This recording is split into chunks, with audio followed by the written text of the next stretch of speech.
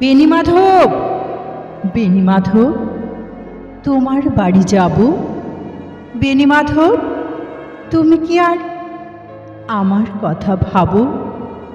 বেণীমাধব, মোহনবাসী তমাল তরুমূলে বাজিয়েছিলে। আমি তখন মালতী স্কুলে ডেস্কে বসে অঙ্ক করি। ছোট্ট ক্লাস ঘর, বাইরে দিদিমণির পাশে দিদিমণির বর। আমি তখন নবম শ্রেণী, আমি তখন শাড়ি। আলাপ হলো বেণীমাধব, সুলেখাদের বাড়ি। বেণীমাধব, বেণীমাধব, লেখাপড়ায় ভালো, শহর থেকে বেড়াতে এলে। আমার রং কালো, তোমায় দেখে এক দৌড়ে পালিয়ে গেছি ঘরে। বেণীমাধব, আমার বাবা দোকানে কাজ করে। কুঞ্জে অলি গুঞ্জে তবু ফুটেছে মঞ্জরি। সন্ধেবেলা পড়তে বসে অঙ্কে ভুল করি।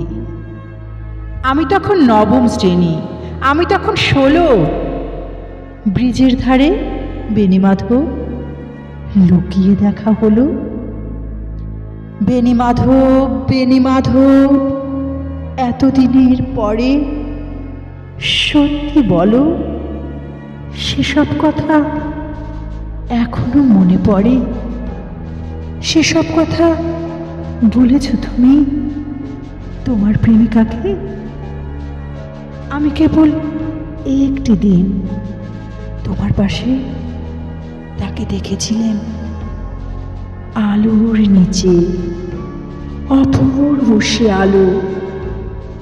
স্বীকার করি, দুজনকেই মানিয়েছিল ভালো। জুড়িয়ে দিলে চোখ আমার, পুড়িয়ে দিলে চোখ। বাড়িতে এসে বলেছিলাম ওদের ভালো হোক। রাতে এখন ঘুমাতে যাই একতলার ঘরে। মেঝের উপর বিছানা পাতা, জ্যোৎস্না এসে পড়ে। আমার পরে জীবন ছিল চোরাপথের বাঁকে মিলিয়ে গেছে। জানি না আজ কার সঙ্গে থাকে। আজ জুটেছে, কাল কি হবে? কালের ঘরে শনি। আমি এখন এই পাড়ায় সেলাই দিদিমণি। তবু আগুন বেণীমাধব, আগুন জলে কই। কেমন হবে আমিও যদি নষ্ট মেয়ে হই?